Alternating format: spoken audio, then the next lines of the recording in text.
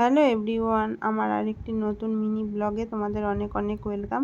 আর এখন হয়ে গেছে সকালবেলা, আজকে হচ্ছে মঙ্গলবার। আর মঙ্গলবারের সকালবেলা দেখো আমি কিভাবে শুরু করেছি। আমি গোলুকে শরবত দেওয়া থেকে শুরু করেছি।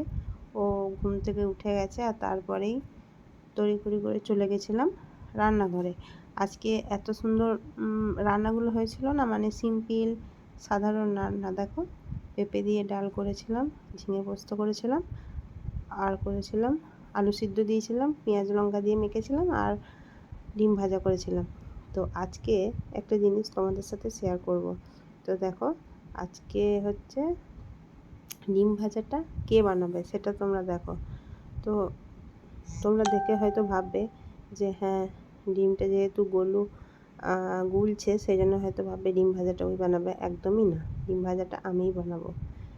ও ইচ্ছা হয়েছে যে ও ডিমটাকে গুলে দেবে। তারপর আমি বললাম তাহলে গুলবি কেন, ভেজেও দে। কিন্তু না, ও কি আর পারে, সেই জন্য ও গুলে দিয়ে দেখাচ্ছে যে ও ডিম ভাজা করছে।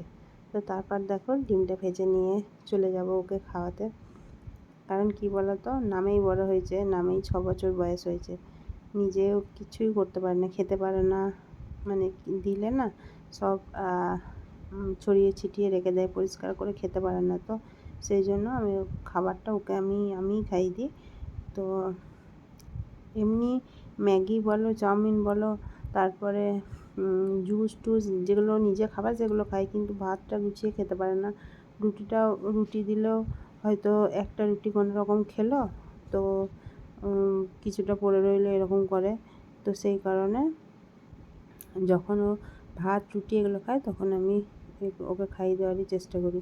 তো ডাল দিয়েছি বলে প্রথমে বললো, ওর মুখটা কেমন হয়ে গেল, সেই জন্য আমি ওকে বললাম যে এটা মুগ ডাল বানিয়েছি। ও মুগ ডাল খেতে অ্যাকচুয়ালি খুব পছন্দ করে। তো সেই কারণে তো যেগুলো যা পছন্দ করে সেগুলোই তো বানিয়ে দেওয়ার চেষ্টা করি। তো যাই হোক, আর এখন কি বলো তো, এখন সামার ভ্যাকেশন চলছে, তো সেই কারণে ওর মানে ঘরে থাকায় কেরামতিটাও একটু বেড়ে গেছে আর কি। মানে এটা খাবো না, ওটা খাবো না, সেটা খাবো না, এইসব করতে থাকে।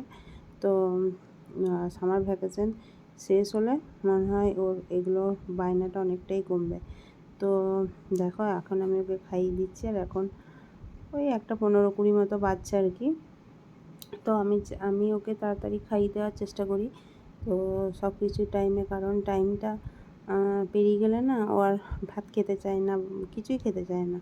আর কি বলো তো, খাবার নিয়েই ওর যত আর কি সমস্যা, মানে খাবারটা পছন্দ হতে হবে আর কি। মানে কী বলো তো, মাছ মাংস আর ডিমটাও অবশ্যই পছন্দ একদমই করে না। তো আজকে ওকে বলেছিলাম তোকে আমি ডবল ডিমের অমলেট বানিয়ে দেবো, সেই কারণে ও ডিমটা কোনো রকম আর কি খেয়েছে। তো দেখো, তারপর আমি ওকে পড়তে বসিয়ে দিই, কারণ ও সকালে 8টা 8:30 নাগাদ ওঠে বলে দুপুরের ঘুমোতে যায় না। সেই জন্য আমি ওকে পড়তে বসিয়ে দিই একবার, আর তার আগে ও ড্রয়িং করে, নাচ প্র্যাকটিস করে। তো তোমাদের একদিন নাচ প্র্যাকটিসটা ওকে দেখাবো। আসলে কী বলো তো, ওর বাবা তো অফিসে চলে যায়, তো নাচ প্র্যাকটিস যখন করে তখন তো আমার ফোনটাতেই করে।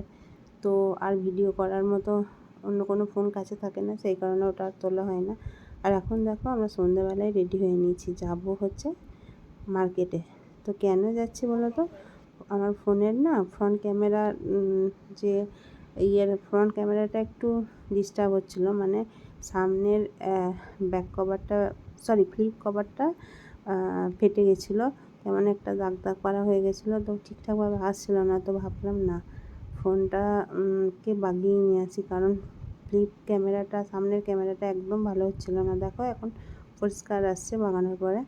আর তারপরে দেখো লিচু কিনে আনা হয়েছে বলে গরুর একবারে আনন্দে হাততাড়া। লিচু খেতে যে কী ভালোবাসে তো কী বলবো, লিচু খেতেও প্রচণ্ড ভালোবাসে। তো যাই হোক, দেখো এখন আর সন্ধ্যেবেলায় গেছিলাম তো সেরকম লিচু ছিল না, সেই জন্য 500 মতোই আনা হয়েছে। তো ওর বায়নার কারণে, তো দেখো এখন লিচু খাবে, সেই জন্য ওর বায়না। এত রাত হয়ে গেছে, আমি বলছি কালকে খাবি না, ও আজকেই খাবে। আর দেখাচ্ছে তোমাদেরকে, মানে ও এত আনন্দ পেয়েছে লিচু নিয়ে। আর তারপর দেখো আমরা খেতেও বসে গেছি। তো ওর বায়নার জন্য একটা কুলচা আনা হয়েছিল, তো ওর মতোই আনা হয়েছিলো, কারণ ওর বাবা গরমে এসব খেতে চায় না। তো আমি ঘরে চিকেন বানিয়েছিলাম, তো এখনও খাচ্ছে।